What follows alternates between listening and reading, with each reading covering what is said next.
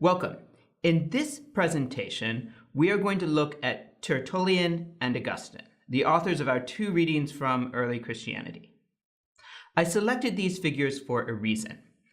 I selected them because they illustrate themes that will be taken up by the reformers and later on will be taken up in turn by later philosophers. So it's picking it out with an eye to the future.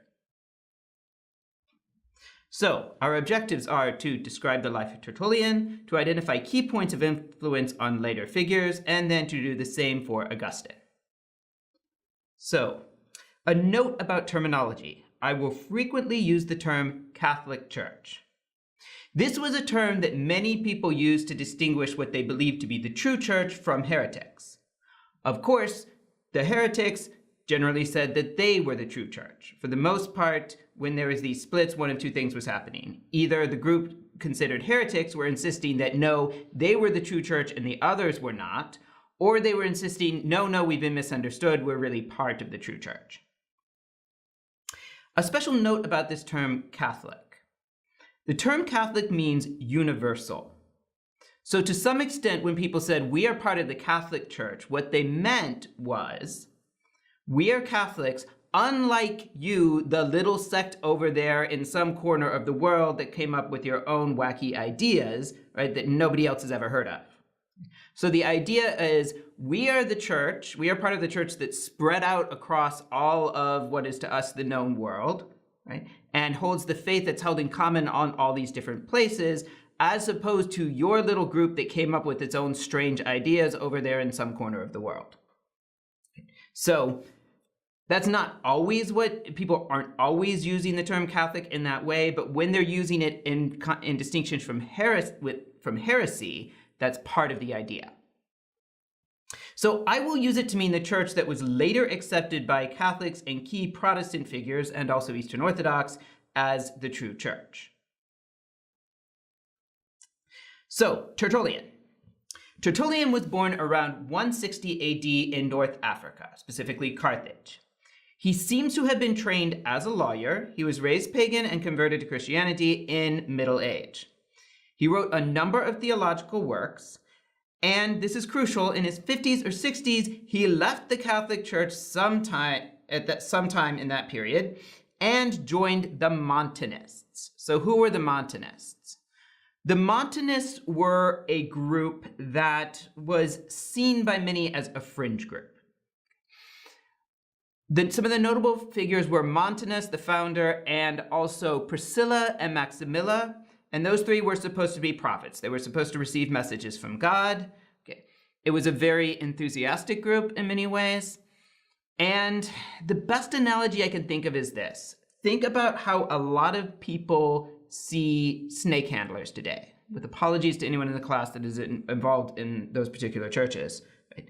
Think of the way, so this would be the way that a lot of people in American society would see someone who, say, was a Roman Catholic and then went off and joined a snake handling church.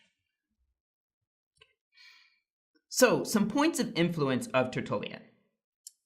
Many people used his terminology, ideas, and arguments.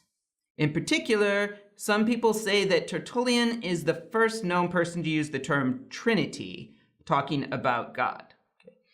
The Trinity for later Christians is a term used for the Father, Son, and the Holy Spirit. It expresses the idea that the Father is God, the Son is God, and the Holy Spirit is God, and there's one God. Now, as I said, many people use his terminology, ideas, and arguments, but they did not like to say they got it from Tertullian. Right?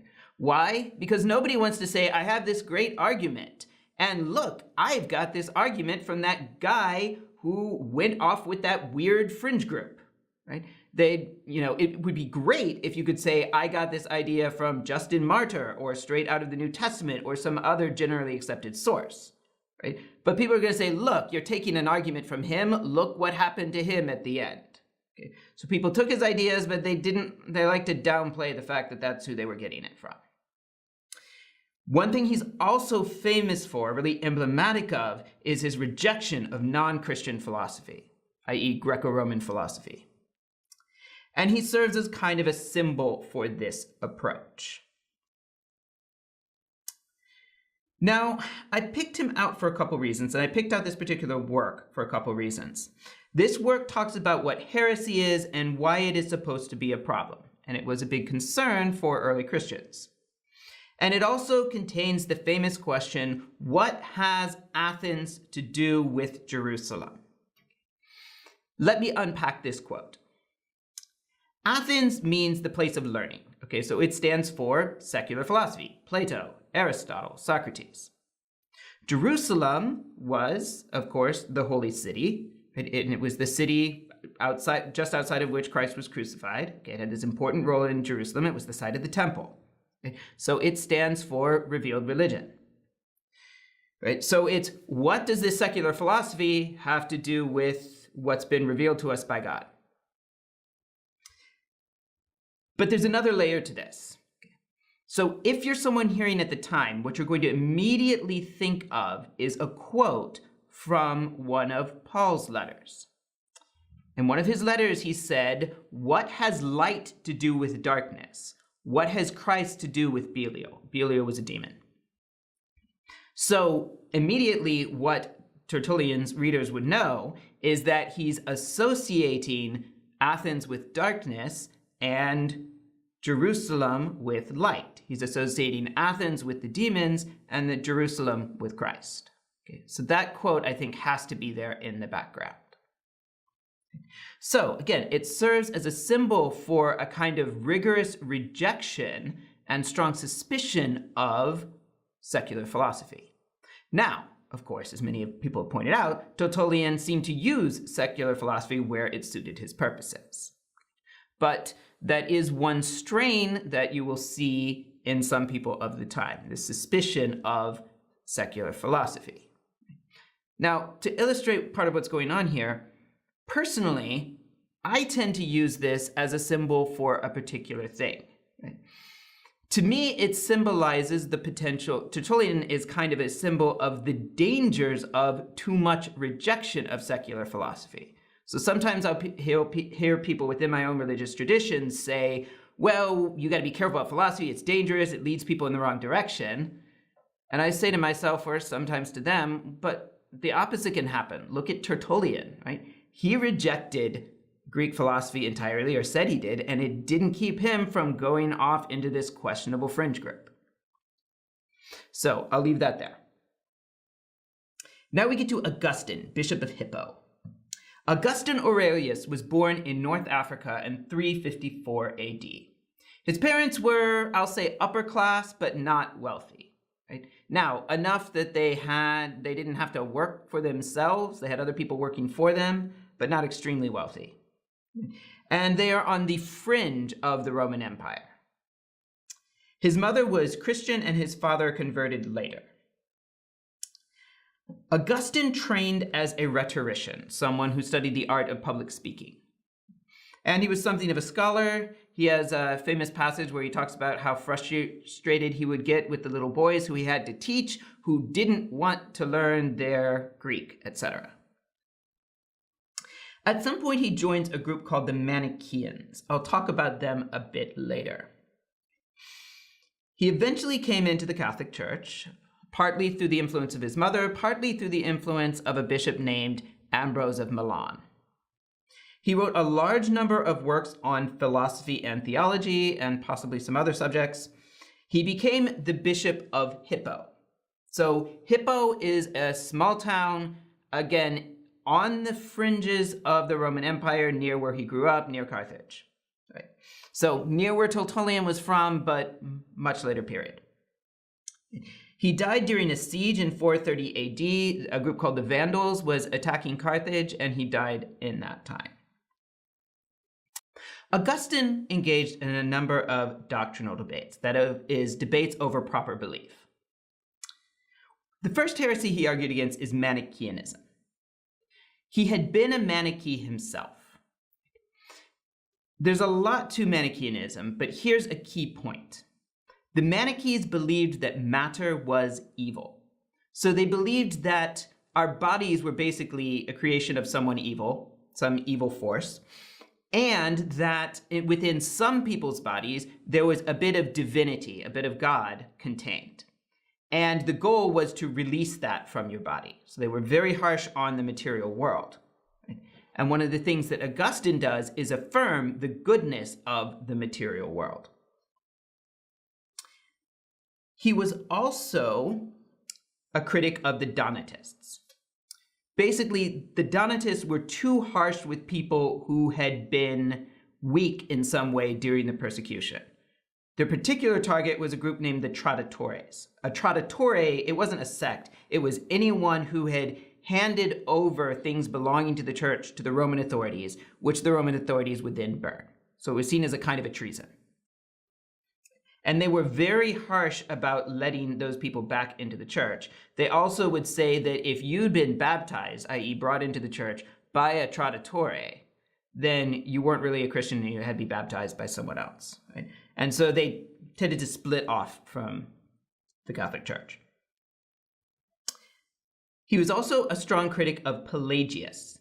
Pelagius was a Scottish monk who argued that human beings were all naturally given the ability to attain perfection through their efforts. Right? So just in the act of creating us, God gave us all the ability to make ourselves perfect through effort. We didn't need a special act of God to avoid sinning, become better, etc.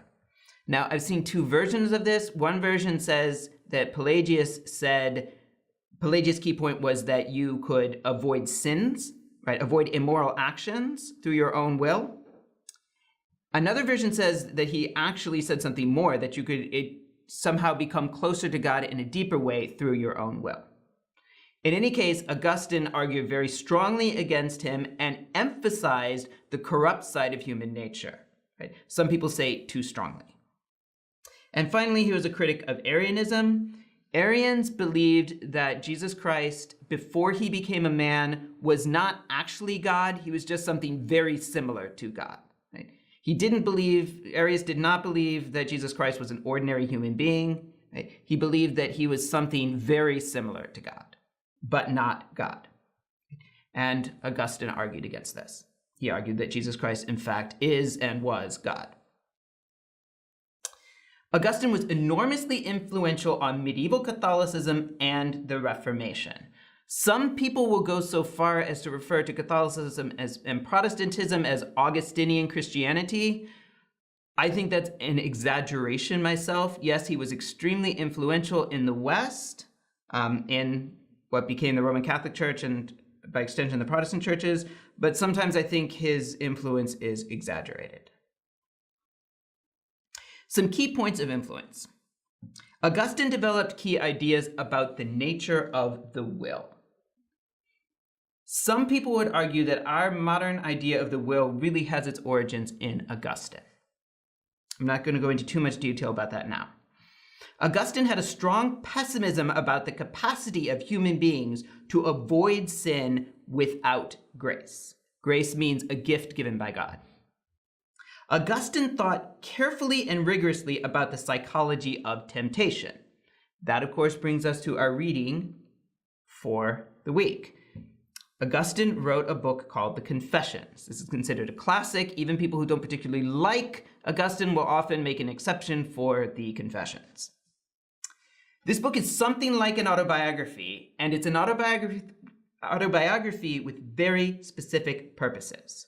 We are particularly interested in his analysis of how people make decisions. In particular, we are interested in the question of how they come to sin. The passage that we're reading includes 3 of our key themes from early Christian ethics. True happiness is found in God, people have a strong tendency to sin, and people are responsible for their actions.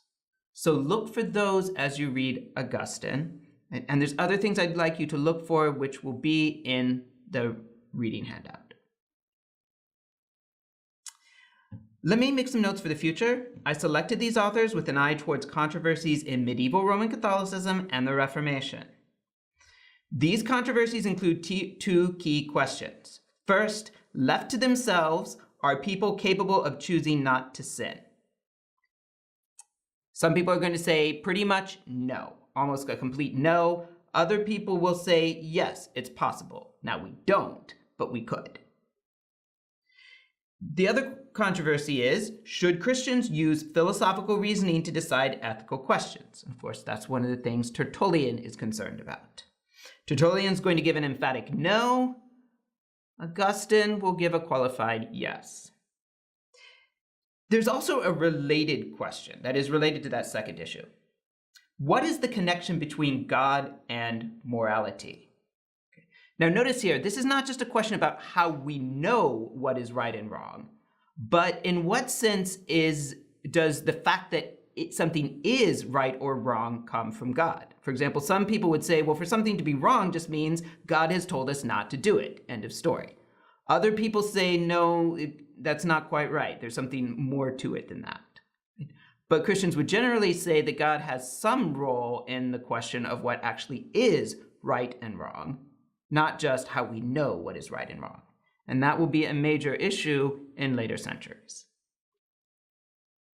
So, bottom line, Tertullian in some sense rejects secular philosophy.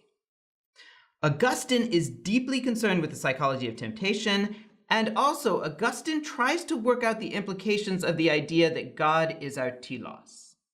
I go into that in more detail in the reading guide. So think about those things as you read the selections from Tertullian and Augustine.